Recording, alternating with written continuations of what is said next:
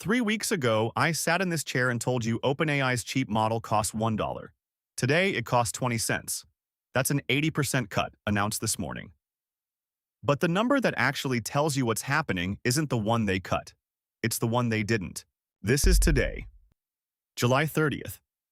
OpenAI drops the price on two of its three GPT-5.6 models. Luna, the cheap tier, was $1 per million tokens in, 6 out. It is now 20 cents in, $1.20 out. Terra, the middle tier, drops 20%. $2.50 becomes $2. 15 out becomes 12. And that's where the discounting stops. Completely. Sol. The flagship. $5 in, 30 out. Unchanged.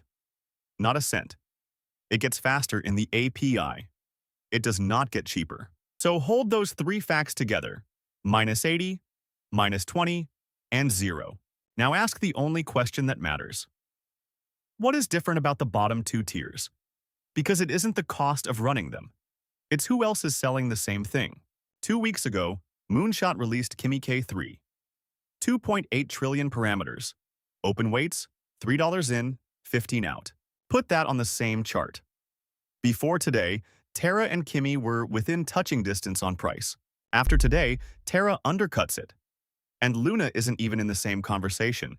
It's roughly 15 times cheaper than Kimi on input. The cuts land precisely where an open weight model can take your business. And they stop precisely where one can't. At the frontier, there is no free 2.8 trillion parameter model breathing down Sol's neck.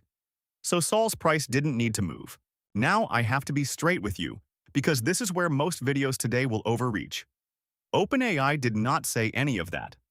Not one word about China or Kimi or competition. Their stated reason is efficiency. They say development work on GPT 5.6 made the models cheaper to serve. And they put numbers on it. End-to-end, serving cost down 20%. Token generation efficiency up more than 15. They say they're passing it on. There's a detail in there I genuinely love. Part of the saving came from the model rewriting and optimizing its own production code. And not everyone buys the China panic either.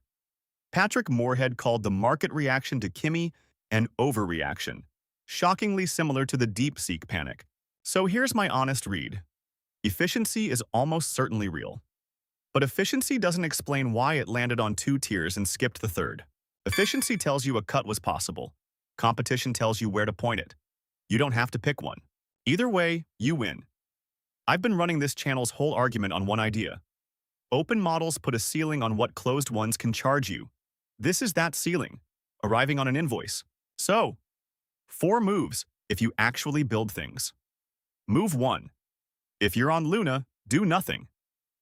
Your bill just fell 80% by itself. Move 2.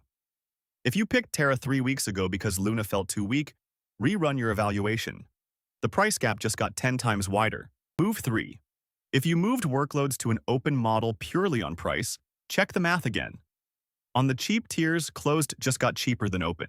But price is not the only reason people run open weights. Control, privacy, and no vendor pulling the rug are the others, which is move 4, and the one I'd actually write down.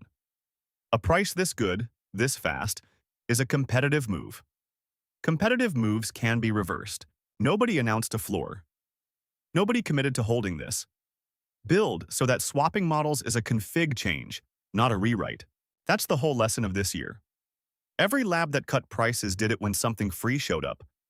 None of them did it out of generosity. So watch Sol. The day the frontier tier finally drops, that's the day something free got genuinely close to the top. I'll be here with the receipts when it does, same as I had them today. Check which model your app is actually calling tonight. I'd bet money some of you are on a tier you no longer need. I'm Dex. Subscribe.